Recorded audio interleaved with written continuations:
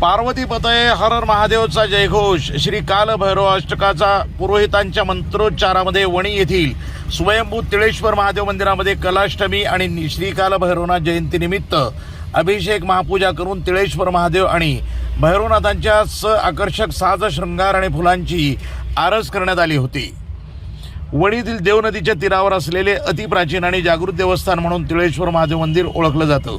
या मंदिरात असलेले भगवान महादेवाचे लिंग हे दरवर्षी तिळातिळानं वाढत जात असल्यानं या मंदिरास तिळेश्वर महादेव मंदिर म्हणून ओळखलं जातं। महादेव मंदिरालगत महादेवाचंच रुद्रावतार आणि मुख्य क्षेत्रपाल दैवत कालभैरवनाथांची मूर्ती आहे। गावाचे आणि भाविकांचे संरक्षण करणारे हे मुख्य कोतवाल दैवत आहे।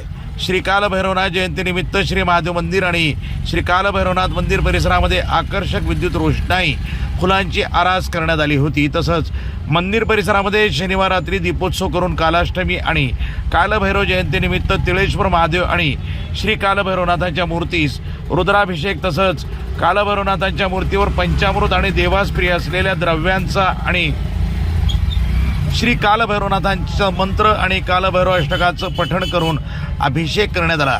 वणीचे सहाय्यक पोलीस निरीक्षक सुनील पाटील यांच्या हस्ते सपत्नीक अभिषेक महापूजा करण्यात आली। ग्रामपुरोहित वासुदेव शास्त्री जोशी यांनी मंत्रोच्चारामध्ये अभिषेक महापूजा संपन्न झाली। मोठ्या संख्येनं भाविक उपस्थित होते।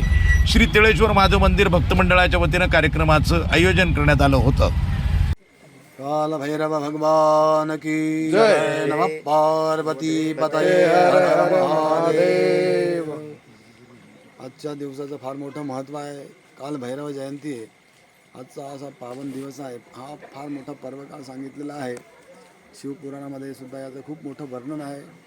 भगवंताचा एक आवेश अवतार आणि ज्या काही वाईट शक्ती ज्या आहेत त्या सर्वांचा नाश करण्यासाठी जे काही पूर्व काळामध्ये भयंकर अशा प्रकारचे दैत्य पण झालेले आहेत किंवा ज्या काही उपाधी इतर प्रकारचे जे काही अदृश्य अशा वाईट ज्या शक्ती आहेत जे दुसऱ्यांना त्रास देण्यासाठी उत्पन्न झालेले होत्या त्या सर्वांचा नाश करण्यासाठी हा भगवान महादेवानी म्हणजे शिवानी शंकराने आणि अंश अवतार रूपाने भैरवाच्या ठिकाणी जे आहे तो अवतार घेतलेला आहे आणि याचं नाव आहे कालभैरव। आता या कालभैरवाचे सुद्धा भगवंताच्या पूर्व लीलांनुसार अनेक प्रकारचे अवतार झालेले आहेत। त्या प्रकारचे अनेक नावंसुद्धा या भैरवांच्या आहेत आणि प्रत्येक जे काही तीर्थक्षेत्र आहेत त्या प्रत्येक ठिकाणी वेगवेगळ्या प्रकारचे भैरव त्या काळानुसार ज्या ज्या घटना पूर्व इतिहासामध्ये तिथे घडल्या त्याप्रमाणे अनेक प्रकारचे भैरव जे आहेत त्यांनीसुद्धा तिथे अवतार घेतलेले आहेत आणि अवतार कार्य त्या ठिकाणी प्रत्येक क्षेत्रावरती प्रत्येक धामाच्या ठिकाणी त्याचप्रमाणे महादेवाचे जे काही सर्व ठिकाणं आहेत जे काही शक्तिपीठं आहेत त्या ठिकाणी सुद्धा या भैरवाचं स्थान देवी पुत्र म्हणून या ठिकाणी भैरवाला म्हटलेलं आहे। देवीचा मुलगा कोणता या ठिकाणी भैरवनाथ आहेत। बटुक भैरव जे आहेत ते सुद्धा या ठिकाणी देवी पुत्र आहेत। त्यांनी तो अवतार घेतलेला आहे आणि सर्व देवदेवतांचं रक्षण या भैरवांनी केलेलं आहे आणि हा अघोरी अशा। प्रतिनिधी दिगंबर पाटोळे, वणी, नाशिक, NTV न्यूज मराठी।